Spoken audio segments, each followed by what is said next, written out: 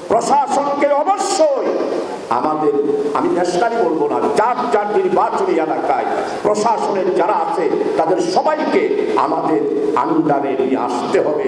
আমাদের কথায় উঠবে, আমাদের কথায় বসবে। যার যার নির্বাচনী এলাকায় প্রশাসনকে আমাদের আন্ডারে নিয়ে আসতে হবে। আমাদের কথায় উঠবে, বসবে, গ্রেফতার করবে, মামলা করবে। পুলিশকে আপনার পিছনে পিছনে হাঁটতে হবে। থানার ওসি সকালে আপনার অনুষ্ঠান জেনে নিয়ে আপনাকে প্রোটোকল দেবে। জামায়াতে ইসলামীর নেতা শাহজাহান চৌধুরীর দেওয়া এই বক্তব্যের প্রতিবাদ জানিয়েছে পুলিশ সার্ভিস অ্যাসোসিয়েশন। তারা বলছে, এই ধরনের মন্তব্য একটি গণতান্ত্রিক রাষ্ট্রের গুরুত্বপূর্ণ প্রতিষ্ঠানকে রাজনৈতিকভাবে ব্যবহারের উস্কানি দেয়। সোমবার রাতে এক প্রতিবাদ লিপিতে পুলিশ সার্ভিস অ্যাসোসিয়েশন বলেছে, এই বক্তব্য সামাজিক যোগাযোগ মাধ্যমে ছড়িয়ে পড়ায় বিষয়টি তাদের দৃষ্টিগোচর হয়েছে। আমার মনে হচ্ছে আল্লাহ তাআলা সিদ্ধান্ত নিয়েছেন জামাত ইসলামীকে ক্ষমতায় দেবেন। জনগণের মাঝে একটা প্রশ্ন, জামাত ইসলামীর প্রধানমন্ত্রী কে হবে? কেমন তাই না? প্রত্যেক জায়গায় জিজ্ঞাসা করছে না? বক্তব্যটি উচ্চাকাঙ্ক্ষামূলক ও পুলিশের জন্য হেয় প্রতিপন্নকারী।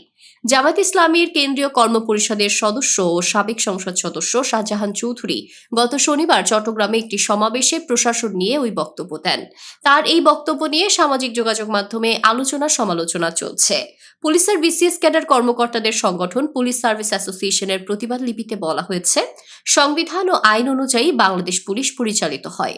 গত 17 বছরে পুলিশের কিছু উচ্চাকাঙ্ক্ষী সদস্যকে ব্যবহার করে রাজনৈতিকভাবে প্রতিষ্ঠানটির উপর প্রভাব বিস্তারের চেষ্টা হয়েছে, যা জনগণের সঙ্গে দূরত্ব সৃষ্টি করেছে। তবে 5 আগস্টের ছাত্র জনতার অভ্যুত্থানের পর পুলিশ আগের চেয়ে আরও নিরপেক্ষ ও পেশাদারভাবে দায়িত্ব পালন করেছে। পুলিশ সার্ভিস অ্যাসোসিয়েশন বলছে, আসন্ন 2026 সালের ফেব্রুয়ারির 13শ জাতীয় সংসদ নির্বাচন সামনে রেখে পুলিশ কোনো দল বা মতের পক্ষে অবস্থান না নিয়ে দায়িত্ব পালন করছে। রাজনৈতিক উচ্চাকাঙ্ক্ষা বাস্তবায়নের দিন শেষ। এখন পুলিশ আইন, বিধি ও জনকল্যাণকে প্রাধান্য দিয়ে কাজ করে এবং জনগণের কাছে জবাবদিহিতে বিশ্বাস করে।